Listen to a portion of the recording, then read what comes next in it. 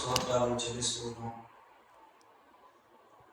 ఈ రాత్రి మా ప్రభువా ప్రత్యేకంగా బాప్తిస్మం గురించిన కొన్ని విషయాలు మీ వాక్యంలో నుండి మేము ధ్యానిస్తూ ఉండగా ఈ సందేశము మాకందరికీ దీవెనకరంగా చేయండి.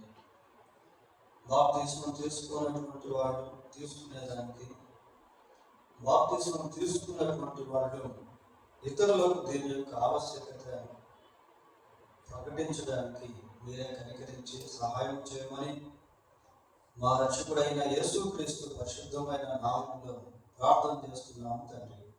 ఆమేన్.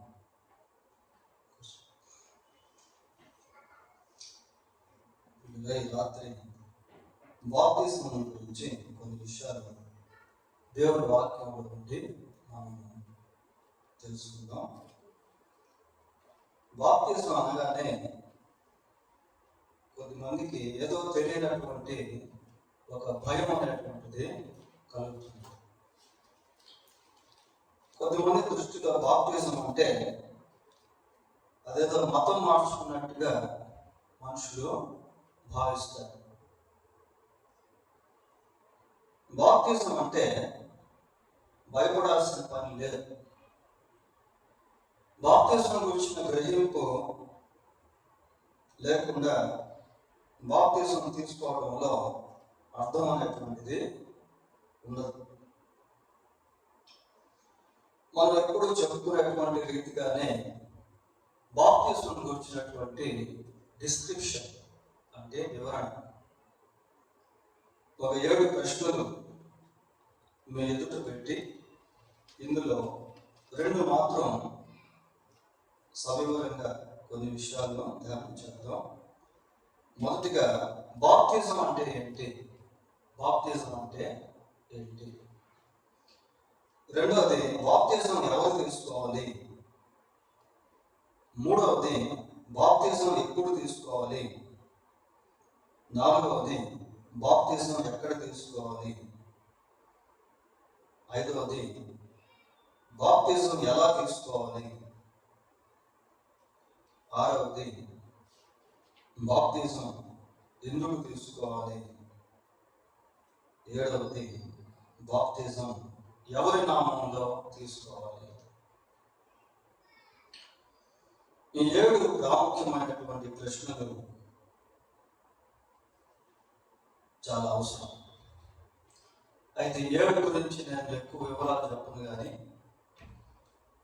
వీటిలో 2 మాత్రం కొంత వివరణ ఇచ్చి మిగతా 5 షార్ట్ కట్గా చెప్తాను. మొదటిది బాప్తిజం అంటే ఏమిటి. ఇది చాలా ఇంపార్టెంట్. దాని గురించి మళ్ళా చెప్తాను. రెండవదిగా బాప్తిజం ఎవరు తీసుకోవాలి. బాప్తిజం ఎవరు తీసుకోవాలి అని అంటే దానికి జవాబు ఏంటి అంటే మారు మనసు పొందినటువంటి ప్రతి ఒక్కరు కూడా బాప్తిజం తీసుకోవాలి. బైబిల్లో అదే మనం చూస్తాం. అపోస్తలుల కార్యం 2:38లో మీరు మారు మనసు పొంది పాప క్షమాపణ నిమిత్తము ప్రతి ఒక్కరు, ప్రతివాడు యేసుక్రీస్తు నామములో బాప్తిజము తీసుకోవాలి.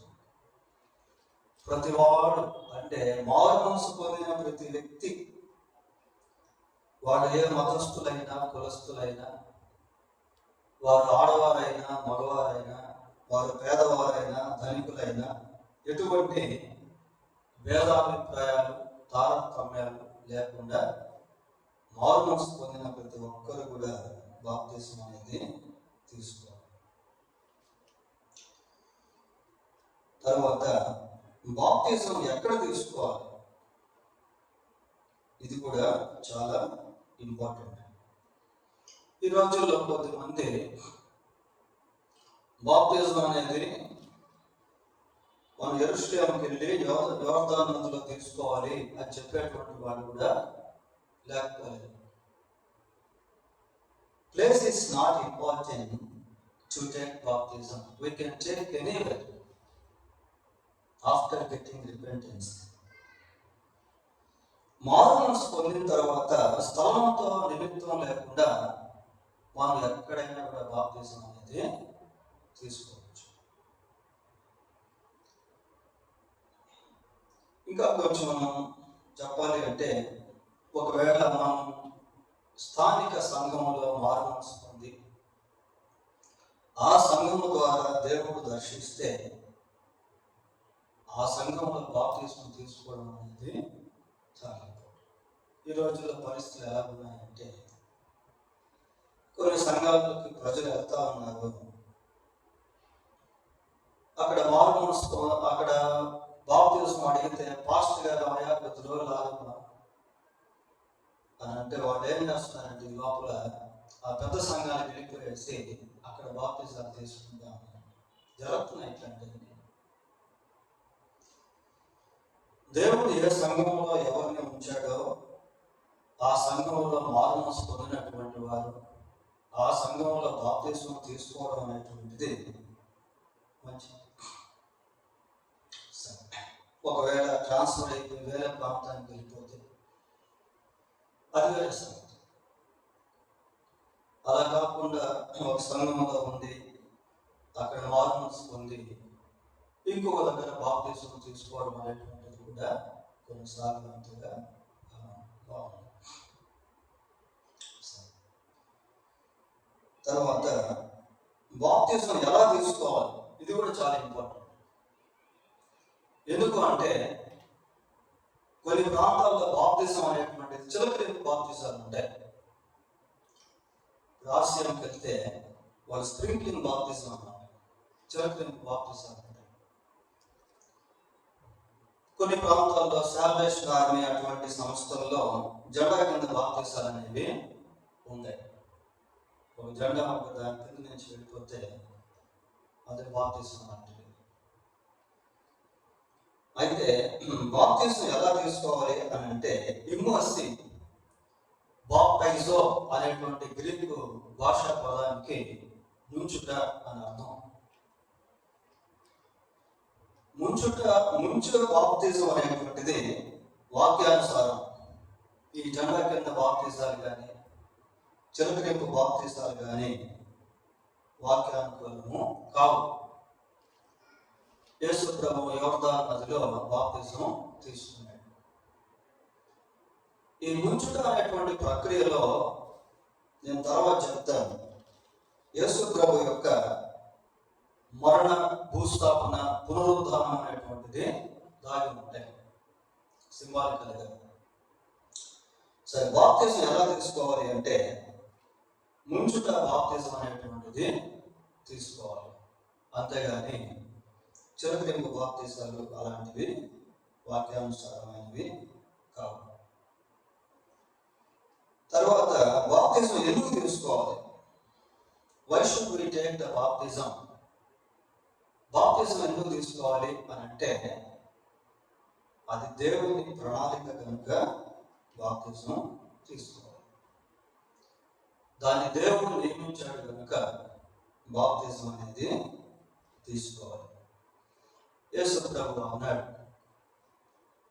ఏమన్నాడంటే, మీరు సమస్త జనులను శిష్యులుగా చేసి తండ్రి యొక్కయు కుమారుని యొక్కయు పరిశుద్ధాత్మ యొక్కయు నామములోనికి వారికి బాప్తిజము ఇచ్చుచు. So it is appointed by God. బాప్తిజం అనేటువంటిది దేవుని యొక్క నియామకం కనుక బాప్తిజం అనేది మనము తీసుకోవాలి. ఇప్పుడు ఇంకొక ట్రెండ్ వచ్చింది. ఏంటి అంటే, బాప్తిజం అనేది కేవలం యేసుక్రీస్తు నామంలోనే తీసుకోవాలి, తండ్రి కుమార పరిశుద్ధాత్మ నామంలో తీసుకోకూడదు అని ఒక కొత్త సిద్ధాంతం వచ్చింది ఇప్పుడు ఈ రోజుల్లో. వారు దాని వాక్యం అపోస్తలుల కార్యం 2:38 కోట్ చేస్తారు. అక్కడ ఏముంటుందంటే, ప్రతి వాడు యేసుక్రీస్తు నామమున బాప్తిజం తీసుకోండి. కాబట్టి మరి తండ్రి కుమార పరిశుద్ధాత్మ నామంలో బాప్తిస్మం తీసుకోవద్దు, కేవలం యేసుక్రీస్తు నామంలోనే బాప్తిజం అనేది తీసుకోవాలని ఆర్గ్యుమెంట్స్ కూడా ఉన్నాయి. అయితే బైబిల్ని మనం పరిశీలించినప్పుడు ఏ నామంలో బాప్తిజం తీసుకోవాలి అని అంటే రెండు విషయాలు. ఒకటి, యేసు ప్రభు తన శిష్యులతో మాట్లాడుతూ మత్తయి సువార్త 28వ అధ్యాయం 19వ వచనంలో ఏమని చెప్పాడు ఒకసారి చదవండి. 28:19.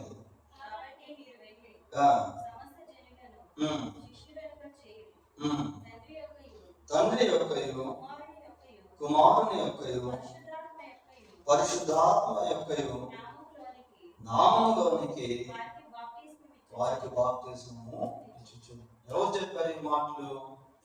స్వయంగా యేసుక్రీస్తు ప్రభు చెప్పాడు. కనుక బాప్తిజం తీసుకునేటువంటి సమయంలో లేక ఇచ్చేటువంటి సమయంలో తండ్రి కుమార పరిశుద్ధాత్మ నామంలో బాప్తిజం తీసుకోవట అనేది ఒక క్రమం. అంటే ఈ వాక్య భాగాన్ని బట్టి అదే సమయంలో అపోస్తలుల కార్యం 2:38లో కూడా ప్రభు అయిన యేసుక్రీస్తు నామంలో బాప్తిజం తీసుకోనండి అని అంటే అది కూడా తప్పు కాదు. ఎందుకు అంటే యేసుక్రీస్తు నామంలో కూడా తండ్రి నామం అనేది కలుస్తుంది. యేసు ప్రభు అంటాడు, ఏమంటాడంటే నేను నా తండ్రి నామమున వచ్చి ఉన్నాను అంటాడు. కాబట్టి దీనికి ఆర్గ్యుమెంట్ అవసరం లేదు. కాకపోతే యేసు ప్రభు స్వయంగా చెప్పాడు కనుక తండ్రి కుమార పరిశుద్ధాత్మ నామంలో బాప్తిజం తీసుకుంటా అనేది ఒక క్రమం అన్నమాట. మనం కూడా ఆ క్రమాన్ని పాటిస్తాం. ఈ రీతిగా బాప్తిజం ఎవరు తీసుకోవాలి, ఎందుకు తీసుకోవాలి, ఎక్కడ తీసుకోవాలి, ఎలా తీసుకోవాలి, ఏ నామంలో తీసుకోవాలి అన్నది కొంచెం షార్ట్ కట్గా మనం చెప్పుకున్నాం. రెండు ముఖ్యమైనటువంటి విషయాలను కొంత వివరణాత్మకంగా చెప్పుకుంటాం. ఏంటి ఆ రెండు ముఖ్యమైనటువంటి విషయాలు అంటే, ఒకటి బాప్తిజం అంటే ఏమిటి, రెండు బాప్తిజం ఎప్పుడు తీసుకోవాలి. ఈ రెండు చాలా కీలకమైనటువంటి ప్రశ్నలు, చాలా ముఖ్యమైనటువంటి ప్రశ్నలు. బాప్తిజం అంటే ఏమిటి? ఇది చాలా మంది ఇందాక నేను చెప్పాను కదా, బాప్తిజం అనగానే భయపడేటువంటి వాడు ఉన్నారు. అసలు ఏంటి బాప్తిజం అంటే ఇట్ ఈస్ గాడ్స్ ప్లాన్. అది దేవుని యొక్క ప్రణాళిక. బాప్తిజం అంటే దేవుని ప్రణాళిక. లూకా సువార్త 7వ అధ్యాయము 30వ వచనం చదువుకుందాం. 7వ అధ్యాయం 30వ వచనం.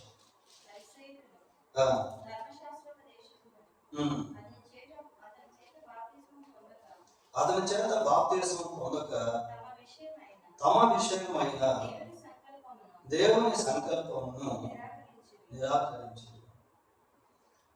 ఇక్కడ ఒక విధానంలో మనం గమనిస్తే బాప్తిజం అనేటువంటిది దేవుని యొక్క సంకల్పము.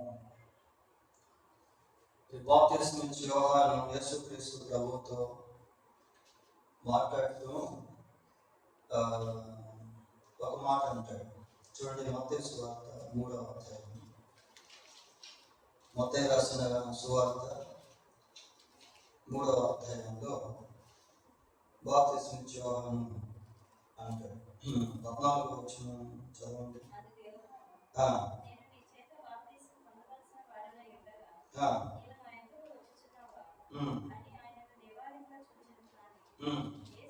యేసు ఇప్పటికి కార్యము నీతి యావత్తు ఇలాగ నెరవేర్చుట మనకు తగి ఉన్నదని.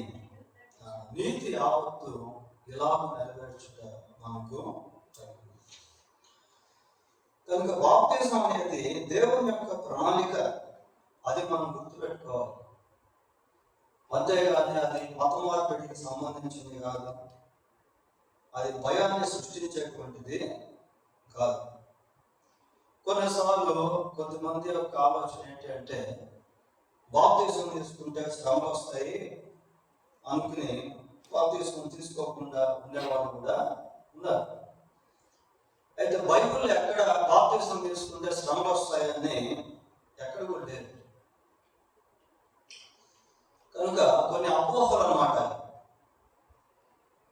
బాప్తిస్మం అంటే అది దేవుని యొక్క ప్రణాళిక. తర్వాత బాప్తిస్మం అంటే ఏంటి అంటే చూడండి, రోమపత్రిక 6వ అధ్యాయము 3-4 వచనాలు చదువుకుందాం.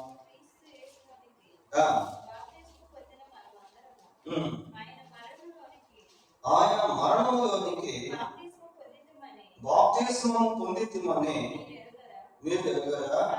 కాబట్టి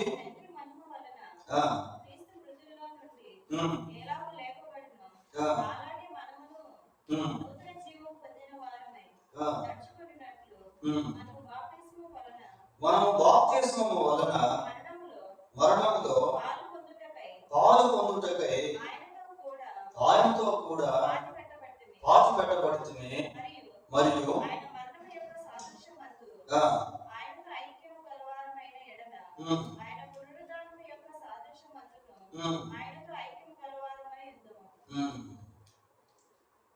కనుక ఈ రోమపత్రిక 6వ అధ్యాయము ఈ చదువుకున్న వాక్య భాగాలను గమనించినప్పుడు ఈ బాప్తిజం అనేటువంటిది యేసుక్రీస్తు ప్రభు యొక్క మరణ, భూస్థాపన, పునరుద్ధానంలో పాలు పొందినటువంటి అనుభవాన్ని జ్ఞాపకం చేస్తాం. చూడండి, అదేదో సింపుల్ గా వెళ్ళి నీళ్ళలో ఉండడం లాంటిది కాదు. దాని వెనక కొన్ని అర్థాలు అనేటువంటివి దాగి ఉన్నాయి. ఈ బాప్తిజ కార్యక్రమం అనేది ఎలాంటిది అంటే యేసుక్రీస్తు ప్రభు యొక్క మరణ, భూస్థాపన, పునరుద్ధానంలో పాలు పొందేటువంటి అనుభవం లాగా పరిగణించబడతా ఉంది. తర్వాత బాప్తిజం అంటే ఏంటి అంటే యేసుక్రీస్తు నా రక్షకుడు అని బహిరంగంగా సాక్ష్యం ఇవ్వడం. బాప్తిజం ఇచ్చేటప్పుడు ఊరికే తీసుకెళ్ళి అలా నీళ్ళలో నుంచి తీసుకురారు. అక్కడ అడుగుతారు, అయ్యా యేసు ప్రభువుని రక్షకుడిగా అంగీకరించాను, రక్షకుడిగా అంగీకరించాను అన్నదానికి నిదర్శనమే బాప్తిజం. ఏదో భయపడాల్సిన పని లేదు. యేసుక్రీస్తు నా రక్షకుడు అని అక్కడ ఉన్నటువంటి మనుషుల మధ్య ప్రభువును ఒప్పుకోవడం. మనుషులు ఎదుట నన్ను ఎవడు ఒప్పుకోను, పరలోకమందు నేను నా తండ్రి ఎదుట, దేవదూతలు ఎదుట వారిని. So acknowledging that Jesus is my Savior publicly. మనుషుల మధ్య యేసును రక్షకుడిగా అంగీకరిస్తున్నాను అని ఒప్పుకోవడం అన్నమాట బాప్తిజం అంటే. తర్వాత బాప్తిజం అనేది ఎలాంటిది అంటే it is like A wedding covenant. ఇప్పుడు ఇద్దరు పురుషులు భార్యాభర్తలు వివాహం చేసుకునేటువంటి సమయంలో వాళ్ళకి ప్రమాణాలు ఉంటాయి కదా. పెళ్లి చేస్తున్నప్పుడు నేను ప్రతి దినంలో నీవు ఇట్లా వేరే చేస్తాను, గేట్ చేయను, ఇట్లా కొన్ని ప్రమాణాలు అనేటువంటి ఉంటాయి పెళ్ళప్పుడు. ఈ బాప్తిజం అనేటువంటిది కూడా ఎలాంటిది అంటే దేవునితో ఒక నిబంధన చేసుకోవడం. బాప్తిజం సమయంలో అడిగే ప్రశ్నలు 3 ప్రశ్నలు అడుగుతారు. నేను బాప్తిజం తీసుకునే టైంలో నాకు 3 ప్రశ్నలు అడిగారు. మొదటిది ఏమడిగారు అంటే, బాబు ప్రభు యేసుక్రీస్తు నీ రక్షకుడిగా, నీ సొంత రక్షకుడిగా అంగీకరించావా అని అడిగారు. నేను అప్పటికే అంగీకరించాను కాబట్టి అందరి ముందు అంగీకరించాను అని చెప్పాను. రెండవ ప్రశ్న ఏమడిగారు అంటే సేవకులు, నీ పాపమును ఒప్పుకొని విడిచిపెట్టావా అని అడిగారు. నేను కూడా బాప్తిజానికి ముందు నా పాపములు అన్ని దేవుని దగ్గర ఒప్పుకొని దేవుని దగ్గర క్షమాపణ అడిగాను.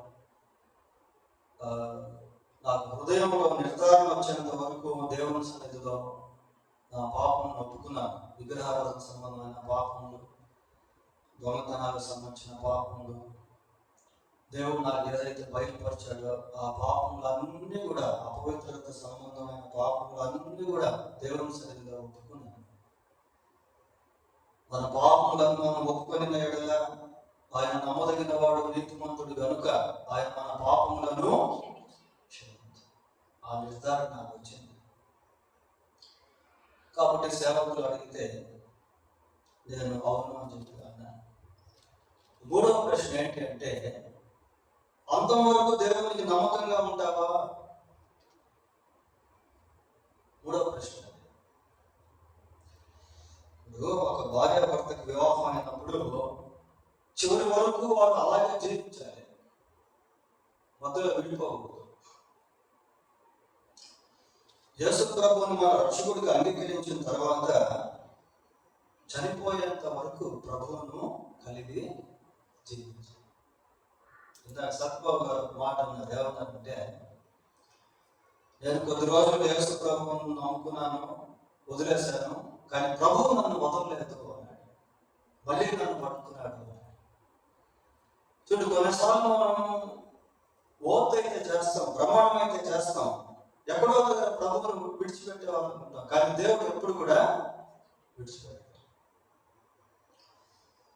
ఈ బాప్తిజం అనేది ఒక ప్రమాణం లాంటిది. ప్రమాణం లాంటిది.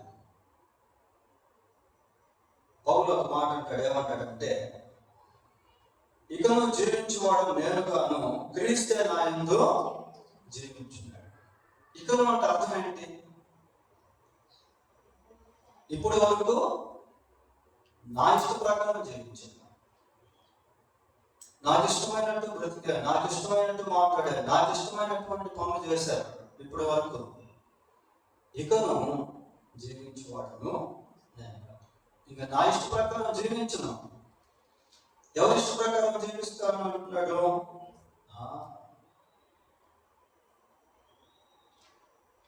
ఆయన ఇష్ట ప్రకారం జీవిస్తాను, ఆయన సంతోషపెట్టే వ్యక్తిగా జీవిస్తాను. నిజంగా బాప్తిజం అనుభవం అనేది చాలా మధురమైనటువంటి అనుభవం. అది బాప్తిజం అనుభవం అనేది ఇంకా ఎలాంటిది అంటే, ఒక శిశువు పుట్టినప్పుడు ఎలాంటిదో బాప్తిజం అనుభవం కూడా అలాంటిది. మనం దేవునిలో జన్మించడం అన్నమాట. పుట్టిన తర్వాత ఆ శిశువు చిన్నగా ఎదగాలి. ఆ ఎదుగుదలే సంఘ సహవాసము, ప్రార్థనా జీవితం, దేవుని వాక్యాన్ని అనుసరించడం, ఇవన్నీ కూడా ఆ ఎదుగుదలలో చాలా బాగుంటుంది లైఫ్, దేవునితో నడిచే జీవితం. కనుక ఈ బాప్తిజం అనుభవంలో మనం దేవుడిని రక్షకుడిగా అంగీకరించడం, తర్వాత దేవునితో ఒక నిబంధన చేసుకోవడం, తర్వాత ఇంకా ఈ బాప్తిజం అనేటువంటిది అంటే it is a sign of repentance. నేను మారుమనసు పొందాను అన్నదానికి బాప్తిజం అనేది ఒక సూచన.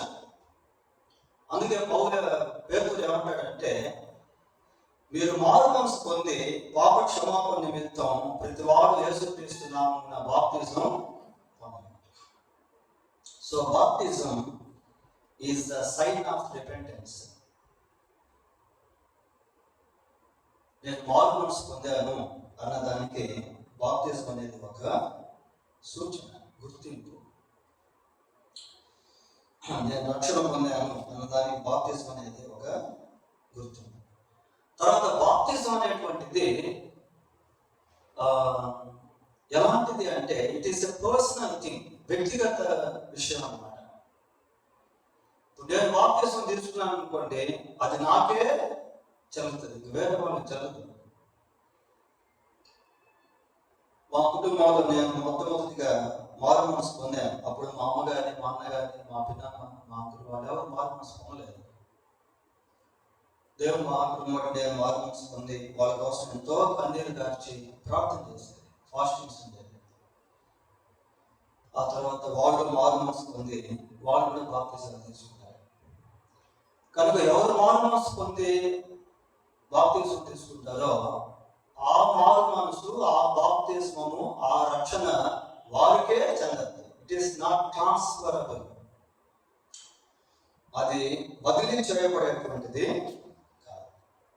వ్యక్తిగతంగా మనం బాప్తిజం, వ్యక్తిగత తీర్మానంగా బాప్తిజం అనేది తీసుకుంటాం. తర్వాత బాప్తిజం అనేది ఆత్మకు సంబంధించింది, శరీరానికి సంబంధించింది కాదు. బాప్తిజం అనేది దేనికి సంబంధించింది? ఆత్మకు సంబంధించింది, శరీరానికి సంబంధించింది కాదు. ఇప్పుడు యేసుక్రీస్తుని మనం రక్షకుడిగా అంగీకరిస్తున్నాం అంటే దేనికి ఆయన రక్షకుడు? ఆత్మకి, శరీరానికి కాదు. శరీరాన్ని దేవుడు కాపాడుతాడు, కానీ ఆత్మకు రక్షణ కావాలి. ఆ నరకం నుండి మనం రక్షించుకోవాలి. సో కాబట్టి బాప్తిజం అనేది ఆత్మకు సంబంధించింది. సరే, రెండవ ప్రశ్న, ఎప్పుడు బాప్తిజం తీసుకోవాలి? ఇది చాలా ఇంపార్టెంట్. ఎప్పుడు బాప్తిజం తీసుకోవాలి అనేది చాలా ప్రాముఖ్యము. కొద్దిమంది ఎమోషనల్గా బాప్తిజం తీసుకుంటారు. ఎక్కడైనా సువార్త ఉద్యోగ సభలు జరిగినప్పుడు, పెద్ద పెద్ద మీటింగ్స్ జరిగినప్పుడు వెళ్తారు చాలా మంది జనాలు. వెళ్ళిన తర్వాత అక్కడ సేవకుడు మెసేజ్ చెప్పేసినాక ఆల్టర్ కాలిస్తాడు. అయ్యా బాబు, అమ్మ, మీరు ఎవరైనా కొత్తగా యేసుప్రభువుని నమ్ముకొని ఉంటే, రక్షకుడిగా అంగీకరించుంటే, మారు మనసు పొందుంటే చేయొద్దండి అంటారు. నిజంగా మారు మనసు పొంది రక్షకుడిగా అంగీకరించి చెయ్యెత్తే బాప్తిజం మంచిదే, కాదని కాదు. అయితే కొద్దిమంది ఎమోషనల్గా చెయ్యెత్తి బాప్తిజాలు తీసుకుంటారు. కాబట్టి బాప్తిజం అనేది ఉద్రేకపూర్వకంగా తీసుకునేటువంటిది కాదు. బాప్తిజం ఎప్పుడు తీసుకోవాలి అంటే, కొంతమంది పెళ్ళప్పుడు తీసుకుంటారు బాప్తిజాలు. బాప్తిజం తీసుకుంటేనే పెళ్లి చేస్తూ ఉంటారు. కాబట్టి వాళ్ళు ఏం చేస్తారంటే పెళ్ళప్పుడు బాప్తిజాలు తీసుకుంటారు. అది కూడా బైబిల్ అనుసారమైనది కాదు. బైబిల్లో ఎక్కడ పెళ్ళప్పుడు బాప్తిజం తీసుకోండి, లేకపోతే బాప్తిజం తీసుకుంటే నేను పెళ్లి చేయండి అని బైబిల్ ఎక్కడ లేదు. ఎక్కడ కూడా లేదు. బాప్తిజానికి పెళ్లికి సంబంధాలే లేదు. కాబట్టి కొంతమంది పెళ్ళప్పుడు బాప్తిజాలు తీసుకుంటారు. అది కూడా వాక్యానుసారమైనది కాదు. ఇంకా కొంతమంది బాప్తిజం ఎప్పుడు తీసుకుంటారు అని అంటే,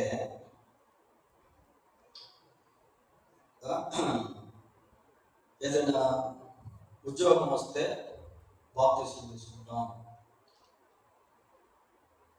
ఈ డిగ్రీ పాస్ అయితే బాప్తిజం తీసుకుంటాం, లేదా ప్రమోషన్ వస్తే బాప్తిజం తీసుకుంటాం, ఈ జబ్బు వచ్చింది, వ్యాధి వచ్చింది, ఇది బాగైపోతే బాప్తిజం తీసుకుంటాం. అలాంటి బాప్తిజం అనేటువంటిది అది షరతుతో కూడినటువంటిది కాదు. కొద్దిమంది బాప్తిజాలు ఫోర్స్ఫుల్గా తీసుకుంటారు. అంటే బలవంతంగా తల్లిదండ్రులు కొన్నిసార్లు పిల్లల్ని బలవంతం పెడతారు. అది తీసుకోవడం బాప్తిజం. ఫోర్స్ఫుల్గా బాప్తిజం అంటే ఒత్తిడి చేసి ఖచ్చితంగా తీసుకోవాల్సిన బాప్తిజం అనేది సరైనది కాదు. It is not a forceful. బాప్తిజం అనేటువంటిది బలవంతంగా తీసుకునేటువంటిది కాదు. కొద్దిమంది బాప్తిజం ఎప్పుడు తీసుకోవాలనుకుంటారంటే, వాళ్ళలో కొన్ని వ్యసనాలు ఉంటాయి. స్మోకింగ్ చేయడం, మందు తాగడం, లేదా ఇంకేదైనా అపవిత్ర సంబంధమైన కార్యాలు చేయడం, ఇలాంటి ఏదైనా ఉంటే వాళ్ళు ఏమనుకుంటారంటే, మాకు కూడా బాప్తిజం తీసుకోవాలని ఉంది, కాకపోతే ఇది మానేసిన తర్వాత బాప్తిజం తీసుకుంటారు. ఈ పొగ తాగడం ఆపేసిన తర్వాత బాప్తిజం తీసుకుంటారు. ఇంకా కొంతమంది ఇప్పుడు నేను బాప్తిజం తీసుకుంటే మా అమ్మాయికి పెళ్లి కాదు, మా అబ్బాయికి పెళ్లి కాదు, కాబట్టి వాళ్ళ పెళ్ళైన తర్వాత బాప్తిజం అనేది తీసుకుంటారు అని కూడా కొంతమంది. ఇవేమి కూడా వాక్యానుసారమైనది కావు. మరి ఎప్పుడు తీసుకోవాలి బాప్తిజం? ఎప్పుడు తీసుకోవాలి అంటే గ్రహింపు పొందిన తర్వాత బాప్తిజం అనేది తీసుకోవాలి. ఈ బాప్తిజం అనేటువంటి పదాన్ని తమిళ్లో జ్ఞాన స్నానం అని పిలిచారు. జ్ఞాన స్నానం అని పిలిచారు.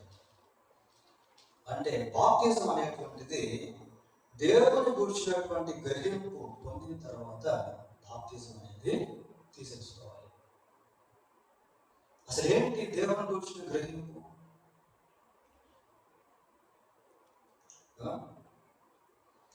అపోస్తలుల కార్యములు 8వ అధ్యాయము, అపోస్తలుల కార్యములు 8వ అధ్యాయము 35వ వచనం చదవండి. అందుకు ఫిలిప్పు నోరు తెరిచి ఆ లేఖనము అనుసరించి అతనికి యేసును గురించిన సువార్త ప్రకటించింది. చూడండి, ఇక్కడ మంచి బాప్తిజానికి సంబంధించిన ఒక సంఘటనను మనం చూస్తాం. అంటే జరిగిన సంఘటన ఇది. నపుంసకుడు అనేటువంటి వ్యక్తి రథం మీద వెళ్తున్నాడు, బైబిల్ చదువుతాడు. బైబిల్ చదువుతున్నాడు కానీ అతనికి అర్థం కావట్లేదు. అప్పుడు సువార్తికుడైనటువంటి ఫిలిప్పు వెళ్ళి ఆ లేఖనమును అనుసరించి, ఏ లేఖనాన్ని అనుసరించాడు? 32వ వచనం చదవండి. ఏదనగా ఆయన గొర్రె వలె వదకు తేబడను,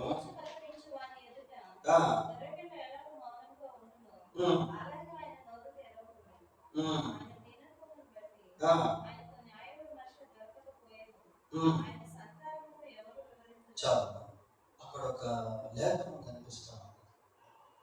ఎక్కడుంది బైబిల్లో ఈ లేఖనము? యెషయా గ్రంథము 53వ అధ్యాయము 7వ వచనంలో ఇక్కడ మనం చదువుతున్నటువంటి లేఖనము అక్కడ కనిపిస్తుంది. ఏముంది యెషయా గ్రంథం 53వ అధ్యాయం 7వ వచనంలో?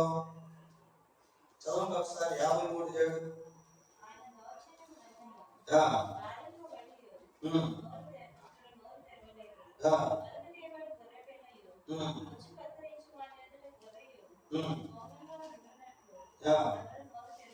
చాలు. ఆ లేఖనం అనుసరించి ఎవరి గురించి ప్రకటించాడట?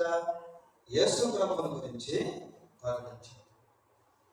యెషయా గ్రంథం 53వ అధ్యాయం 5వ వచనంలో ఆయన మన అతిక్రమ క్రియలను బట్టి గాయపరచబడను, మన దోషములను బట్టి నలగొట్టబడను. ఇలాంటివన్నీ బహుశా ఫిలిప్పు చెప్పుకోవచ్చు. యేసు గురించి ప్రకటించడం అంటే ఇంకా యేసు ప్రభువుని గురించి, ఆయన మన పాపముల కొరకు చనిపోయాడు, ఆయన సమాధి చేయబడి 3వ రోజు తిరిగి లేచాడు అని ఈ సువార్త ఎప్పుడైతే చెప్పాడో అప్పుడు నపుంసకుడికి అర్థమైంది ఏంటంటే, నేను పాపిని, నా కొరకు యేసు ప్రభువు మరణించాడు, నా అతిక్రమం బట్టి ఆయన గాయపరచబడ్డాడు, నా దోషములను బట్టి ఆయన నలగొట్టబడ్డాడు అనే గ్రహింపు ఆయనకు వచ్చేసింది. ఎప్పుడైతే గ్రహింపు వచ్చిందో, మనం ఇందా చూసాం కదా, అపోస్తలుల కార్యము 8వ అధ్యాయము 36 చదవండి. అక్కడి నుంచి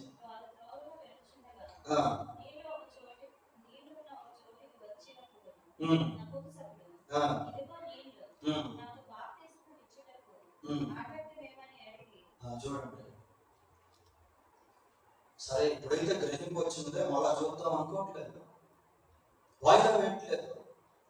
గ్రహింపు వచ్చేసిన తర్వాత వెంటనే తీసేసుకోవచ్చు బాప్తిజం అవకాశం ఉంటే.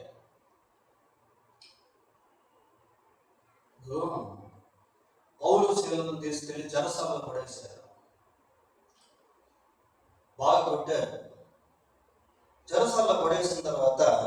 వారు అక్కడ ప్రార్థన చేస్తున్నారు, దేవుని ఆరాధిస్తున్నారు.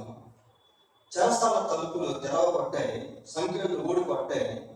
అప్పుడు చెరసాల నాయకుడికి భయం కలిగి పౌలు శీలతో మాట్లాడుతూ, అయ్యలాగా రక్షణ పొందడానికి నేను ఏం చేయాలి అంటే, వీళ్ళు ఏం చెప్పారు?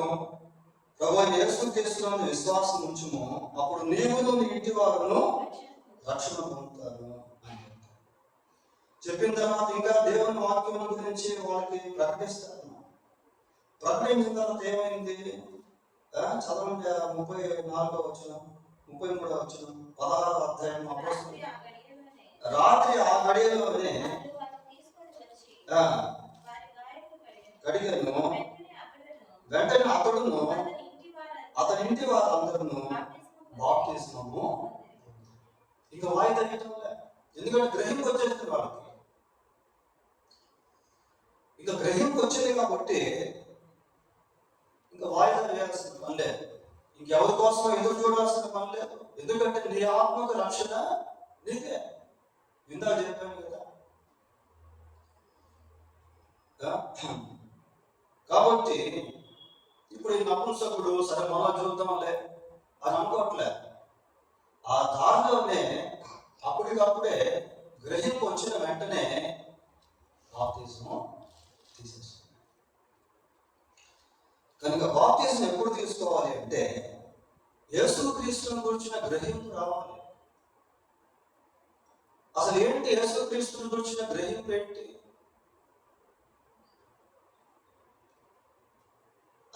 అనే ప్రశ్నకి అసలు యేసుక్రీస్తు ఎవరు, ఆయన గురించిన ఆయన గురించి తెలుసుకోవాల్సిన అవసరం ఏంటి? ఇంక ఇవన్నీ నేను వడగట్టి 2-3 విషయాలు మీకు అర్థమయ్యే విధంగా చెప్తాను. ఇందాక పేతురు చెప్పాడు కదా, మీరు మారు మనసు పొంది పాప క్షమాపణ నిమిత్తం ప్రతి వాడు యేసుక్రీస్తు నామమున బాప్తిస్మము పొందండి. అపోస్తలుల కార్యం 2:38. ఆ 2:38 చదివినప్పుడు ఆ ఒక్క వచనంలో మనకి ఏం కనిపిస్తుంది అంటే మారు మనసు కనిపిస్తుంది. ఇంకా ఏం కనిపిస్తుంది? పాప క్షమాపణ కనిపిస్తుంది. ఇంకా ఎవరు కనిపిస్తారు? యేసుక్రీస్తు కనిపిస్తుంది. ఇంకా అక్కడ ఏం కనిపిస్తుంది అంటే బాప్తిజం అనే పదం కూడా ఇవన్నీ లింక్ అన్నమాట. కనుక ఎప్పుడు మనం బాప్తిజం తీసుకోవాలి అంటే, మొట్టమొదటిగా నేను పాపిని అన్న గ్రహింపు మనకు రావాలి. నేను పాపిని, నాలో ఒక ఆత్మ ఉంది. నేను చేసినటువంటి పాపాన్ని బట్టి నాలో ఉన్నటువంటి ఆత్మ నేను చనిపోయిన తర్వాత ఆ నిత్య నరకానికి వెళ్ళిపోతుంది. ఆ నిత్య నరకం నుండి తప్పించేదానికే లేక రక్షించేదానికే యేసుక్రీస్తు వచ్చాడు. యేసుక్రీస్తు నా పాపముల కొరకు రక్తాన్ని చిందించాడు. నా పాపముల కొరకు యేసుక్రీస్తు మరణించాడు. ఆయన నమ్ముకోవడం వల్ల నాకు పాప క్షమాపణ కలుగుతుంది. ఇవన్నీ బైబిలే అని చెప్పేది. అపోస్తలుల కార్యం 10:43లో ఎవరైతే యేసుక్రీస్తునందు విశ్వాసం ఉంచుతారో వాళ్ళందరూ పాప క్షమాపణ పొందుతారు ఉంటుంది. 1:12లో యోహాను సువార్తలో ఎవరైతే ఆయన విశ్వాసం ఉంచారో వారందరికీ దేవుని కుమారులకు ఆయన అధికారము. కాబట్టి నేను పాపిని, నాలో ఒక ఆత్మ అనేది ఉంది. నేను చనిపోతే నా ఆత్మ నిత్య నరకానికి వెళ్తుంది. ఆ నరకం నుండి రక్షించేదానికే యేసు ప్రభు ఈ లోకానికి వచ్చారు. ఆయన నా పాపం కొరకు కూడా సిలువలో తన రక్తాన్ని చిందించారు, మరణించి సమాధి చేయబడి 3వ రోజు తిరిగి లేచారు. ఈ విశ్వాసం మనకు ఉంటే బాప్తిజం తీసుకోవచ్చు. ఇంకా వేరే ఏం అవసరం లేదు. మనం రక్షణ పొందేదానికి మనం ఏదో చేయాల్సిన పని లేదు. యేసు ప్రభువుని నమ్ముకుంటే చాలు. మీరు సర్వలోకమునకు వెళ్ళి సర్వ సృష్టికి సువార్తను ప్రకటించండి. నమ్మి బాప్తిస్మము పొందినవాడు రక్షింపబడు. దేని నమ్మాలి? సువార్తను నమ్మాలి. ఏంటి సువార్త?